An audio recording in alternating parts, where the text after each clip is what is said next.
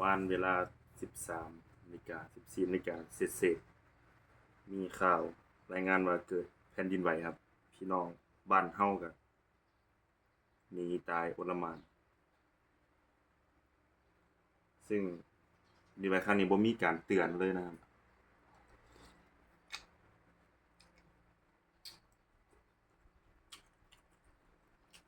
พื้นที่หลายพื้นที่ก็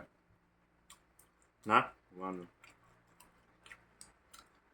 ตึกก็ถล่มม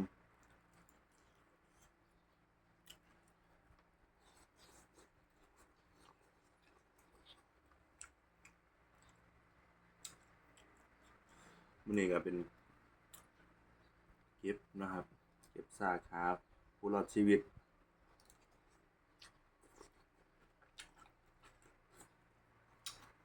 หาคนสูญหาย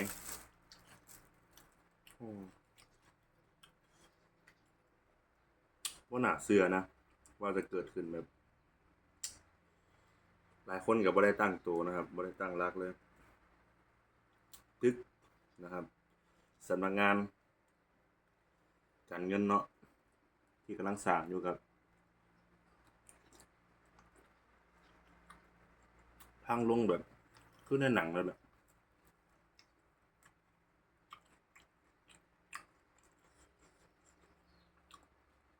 ซึ่งคนงานในนั้นก็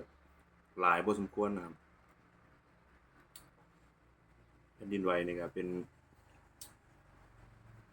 นรอยเลื่อนนะครับ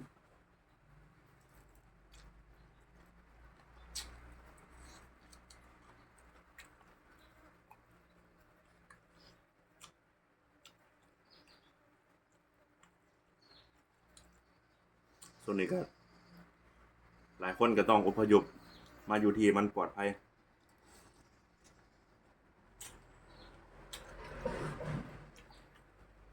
เจ้าหน้าที่ก็ต้องหาที่ให้คนไปอยู่นะครับเพราะว่ายังบ่สามารถกลับไปอยู่คอนโดหรือว่าตึกที่มันสูงๆได้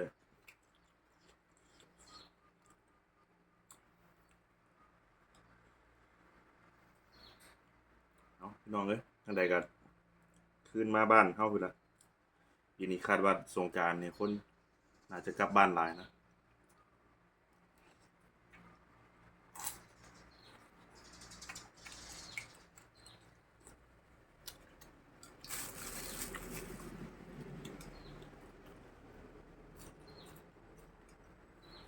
เพราะว่า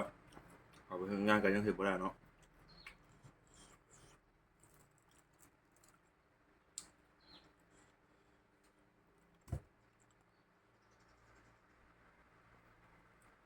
การเตือนก็บ่มี